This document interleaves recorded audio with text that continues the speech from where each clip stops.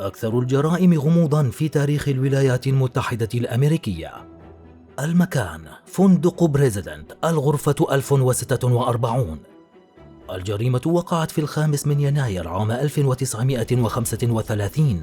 قرر المحققون فتح تحقيق مع موظفي ونزلاء الفندق، وحسب ما قاله موظف الاستقبال أن القتيل جاء إلى الفندق بتاريخ 2 يناير الساعة 1:30 ظهرا مرتديا معطفا أسود اللون، وطلب حجز غرفة في أعلى الفندق، وقد اشترط أن تكون الغرفة داخلية ولا تطل على شارع، وحجز الغرفة باسم رولاند تي أوين من مدينة لوس أنجلوس. في الساعة 7 صباحا، وأثناء انهماك موظفة الاستقبال في ترتيب أوراق وسجلات الفندق، رن جرس الهاتف. كان المتصل عامل البدالة، وطلب منها التأكد من هاتف الغرفة رقم 1046 بالطابق 10 لأن الهاتف كان مشغولا دون استخدام. طلبت الموظفة من مضيف الفندق الذهاب إلى الغرفة والتأكد من الهاتف. اتجه راندولف بروبست إلى الغرفة المحجوزة باسم السيد رولاند تي أوين وقرع الباب عدة مرات. أجابه رولاند: افتح الباب وأشعل الضوء. حاول راندولف فتح الباب لكنه كان مغلق، فطلب راندولف مجددا من السيد رولاند فتح الباب، لكنه لم يجب هذه المرة، فاكتفى بأن يطلب منه بصوت مرتفع أن يغلق سماعة الهاتف، ثم عاد إلى عمله. بعد 1.5 ساعة كرر عامل البدالة اتصاله بموظفة الاستقبال وأخبرها أن الهاتف لا زال مشغولا، وهذه المرة أرسلت مضيفا آخر. صعد هارولد بيك إلى الغرفة وقرع الباب ولم يجيبه أحد، فقام بفتح الباب بالمفتاح الخاص ودخل إلى الغرفة بحذر. كانت الغرفة مظلمة، ورأى رولاند مستلقيا على السرير وهو عار تماما. ظن أنه ثمل ولم يقترب منه، بل أعاد سماعة الهاتف المرمية على الأرض إلى مكانها وأغلق الباب، ثم عاد ليخبر مديره بما حصل.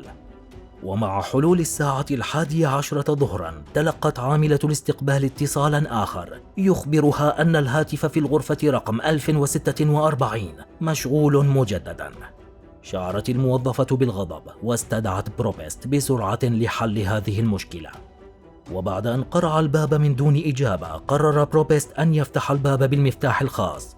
دخل بروبست الغرفة ورآها قد تلطخت جدرانها بالدماء، حتى سقف الغرفة كانت تسقط منه قطرات من الدم. وعندما نظر بروبست إلى إحدى الزوايا وجد رولاند منزويا هناك وهو عار تماما وواضعا رأسه الدامي بين يديه. بخطوات متعثرة ركض بروبست إلى مديره وأخبره بذعر عما رآه بتلك الغرفة، وقام بالاتصال بقسم الشرطة. بالرغم من إصابته الشديدة بالرأس والطعنات الغائرة في صدره، إلا أن رولاند كان لا زال حيا. وقبل أن يتم نقله إلى المستشفى سأله المحقق عما حصل معه، فأجاب أنه انزلق داخل حوض الاستحمام وأنه كان وحيدا بالغرفة. وسرعان ما توفي رولاند متأثرا بجراحه البالغة فور وصوله إلى المستشفى. وقد جاء في تقرير الطب الشرعي أن الضحية توفي نتيجة كسر بالجمجمة وعدة طعنات بسكين على صدره تسببت إحداها بثقب في الرئة، كما أن الضحية تعرض للتعذيب والخنق بحسب الكدمات التي على عنقه وكامل جسده، والتي يظهر أنها حصلت قبل 7 ساعات، أي قبل أن يدخل المضيف الغرفة. هذا بالإضافة إلى آثار القيود على كاحل رجليه ومعصم يديه، ويرجح أنه كان مقيدا بحبل. أما مسرح الجريمة فقد كان غريبا للغاية، فالغرفة فارغة تماما بالرغم من الفوضى والدماء المتناثرة فيها، ولم تعثر الشرطة على أي شيء من متعلقات الضحية، حتى المناشف والملابس قد اختفت. أما ما عثرت عليه الشرطة من أدلة فكانت عبارة عن دبوس للشعر وسيجارة غير مشتعلة و4 بصمات دامية صغيرة على مقبض الهاتف، ولم تعرف هوية صاحب تلك البصمات.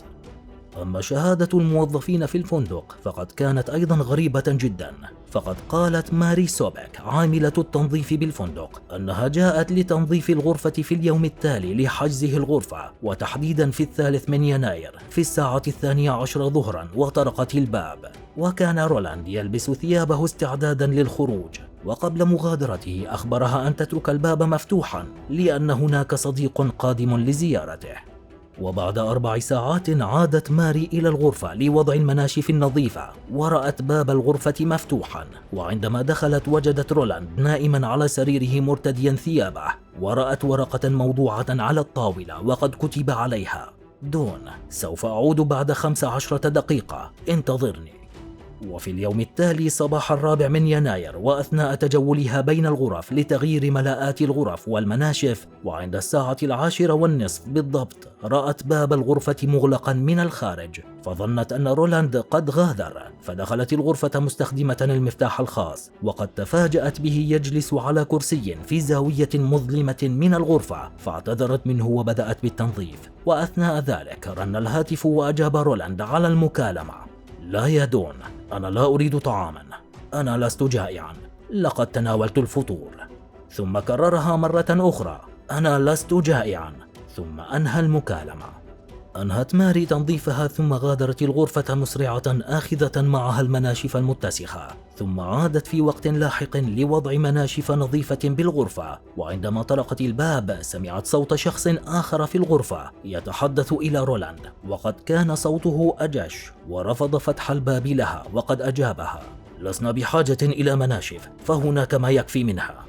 استغربت ماري من حديثه، فهي تعلم أن الغرفة ليس بها مناشف، وقد قالت المرأة التي كانت تحجز الغرفة المجاورة لغرفة رولاند أنها سمعت ضجة وأصوات رجال ونساء يصرخون ويشتمون في الغرفة المجاورة، حتى أنها كادت أن تتصل بخدمة الفندق لكي تشتكي، لكنها تراجعت عن ذلك.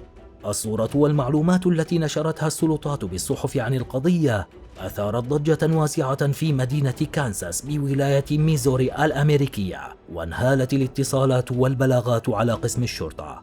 أبرز تلك البلاغات اتصال من إدارة فندق موهيلباك المجاور لفندق بريزيدنت، حيث أخبر أصحابه الشرطة بأن القتيل جاء إلى فندقهم بتاريخ 1 من يناير، وحجز غرفة باسم يوجين كاسكوت من مدينة لوس أنجلوس، ثم لم يلبث أن غادر الفندق بعد اعتراضه على سعر الغرفة. وسرعان ما اتضح للشرطة أن اسم يوجين هو مجرد اسم وهمي كسابقه. بعد الجدل والبحث الطويل الغير مجدي، قررت السلطات دفن الجثة في شهر مارس، وأثناء التحضير لجنازة رولاند، أو كما يطلق عليه الشخص المجهول، تلقى دار الجنائز اتصالا هاتفيا من شخص مجهول يطلب منهم تأجيل دفن الجثة حتى يرسل مبلغا من المال لتجهيز جنازة لائقة بالسيد رولاند تي أوين.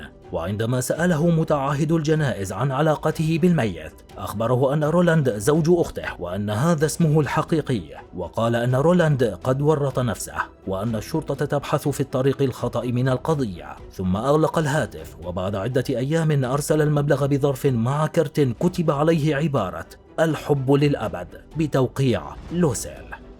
ظل المحققون يفتحون القضية من وقت لآخر، لعلهم يجدون خيطا يقودهم إلى كشف الغموض المحيط بالقضية، ولأنها قضية غامضة وتأبى أن تطوى صفحاتها ويكسوها الغبار، فقد عادت إلى الأضواء مجددا عام 2012 عند تحدث رجل يدعى جون هورنر، وهو أمين مكتبة في مدينة كانساس، عن تلقيه اتصال من شخص مجهول، وقد سأله المتصل عن آخر تطورات القضية، مما دفع هورنر للاستغراب وسؤاله عن سبب اهتمامه بقضية قديمة جدا. فأجابه ذلك الشخص أنه وجد صندوقا قديما في منزل شخص كان قد توفي قريبا، وكان يحتوي على قصاصات من الصحف القديمة تتحدث عن تلك الجريمة، وأنه وجد شيئا بالصندوق تحدثت الصحف عن اختفائه من الغرفة، وربما كان دليلا أساسيا بالقضية. ثم أغلق الهاتف ولم يتواصل مجددا، ربما بسبب الخوف من تعرضه للاتهام. لا شك أن لغز جريمة القتل في الغرفة 1046 من أعقد جرائم القتل، والتي تركت العديد من التساؤلات، ومنها: ما هي الهوية الحقيقية لذلك الرجل؟ ولماذا أخفى هويته؟ ومن قام بقتله؟ ولماذا حاول المجني عليه نفي تعرضه للاعتداء وادعى أنه انزلق في حوض الاستحمام؟ وكيف تخلص القاتل من أغراض المجني عليه ومن المناشف والملاءات وأدوات الجريمة؟ ما هو تحليلكم البوليسي لما حصل؟ ومن تعتقدون أنه القاتل؟ أعزائنا المتابعين، جلنا سويا في أكثر الجرائم غموضا في تاريخ الولايات المتحدة الأمريكية. نرجو أن تكونوا قد استمتعتم في هذه الجولة. إن كنتم تحبون القصص البوليسية فأخبرونا في التعليقات لنركز على هذا الجانب في الفيديوهات القادمة. إن أعجبكم المحتوى نرجو الاشتراك وتفعيل زر الجرس ودعم القناة. دمتم في أمان الله.